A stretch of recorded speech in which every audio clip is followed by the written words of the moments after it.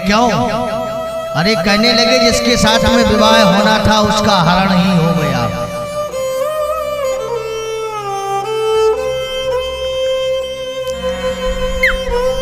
जरासंध कहने लगा हम सिंहों के भाग को एक सियार लिए जा रहा है, धिक्कार है ऐसे जीवन को, चलो काटो मरो युद्ध करो सीधा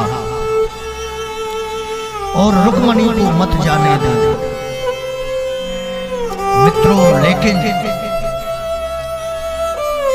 बलदेव जी ने सुना कि आज कन्हैया ब्रदर देश गया है, तो बलराम जी भी निकल आए रथ लेकर के। खूब घनघोर युद्ध हुआ, लेकिन रुक्मणी के भाई ने प्रतिज्ञा कर ली थी कि अगर मैंने उस गायों के चराने वाले गमार ग्वाल का वध नहीं किया तो मैं लौट के विदर्भ देश नहीं आऊंगा। बाण चलाता ही जा रहा था सीधा पीछे से। भगवान ने सीधा चक्र सुदर्शन हाथ में लिया तो रुक्मणी ने चरण पकड़ लिए, कहने लगी स्वामी इस विवाह में कलंक लग जाएगा कि देखो एक बहन ने अपने भाई को मरवा दिया। द्वारकाधीश ने रथ रोका और रुक्मी को रथ के पहिए से बांध लिया, वो चले। लेकिन बीच में बलदेव जी महाराज आ गए। वो जैसे ही देखा तो कहने लगे ये तो रुक्मी है। डांट करके कहने लगे कन्हैया तुमको शर्म नहीं आती है? अरे एक तो नई नई रिश्तेदारी और सारे की जागत। भगवान कहने लगे दाऊ ये गाली दे रहा था।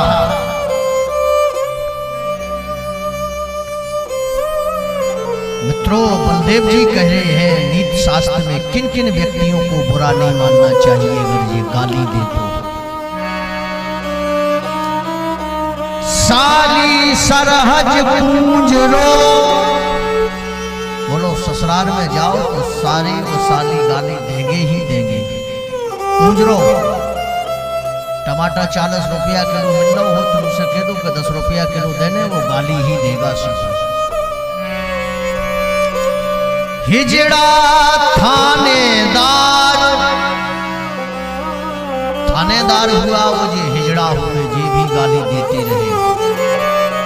अरे इनको बुरा न मानियो सो जे सबरे रिश्तेदार, बोले इनको बुरा न मानो, इनको तो गाली देना स्वभाव ही है।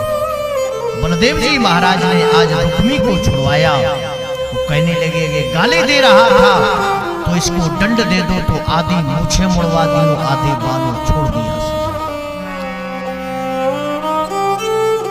ठाकुर जी महाराज आज द्वारकापुरी में रुक्मणी को लेकर के आए। कहने लगे रुक्मणी किसी कन्या के साथ में विवाह होता तो जाने कितना दहेज मिलता। रुक्मणी कहने लगी प्रभु मैंने जो आज तक भगवान तुलसी की पूजा की हुई है वो दहेज रूप में मैं तुमको दे रही हूँ। लेकिन कहने लगे कि कन्यादान कौन लेगा? सारे द्वारकावासी कहने लगे हम कन्यादान लेंगे, हम कन्यादान लेंगे। वो भगवान का विवाह होना प्रारंभ हो गया।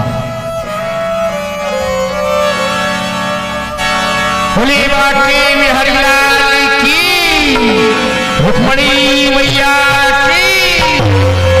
किस किस को ठाकुर जी के विवाह का आनंद प्राप्त हो रहा है जरा हाथ ऊपर करें।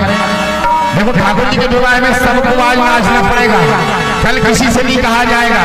सभी खड़े हो जाए बड़े भाव से और ठाकुर जी के विवाह में सब नाचे आज, कोई ना रह जाए बिना नाच।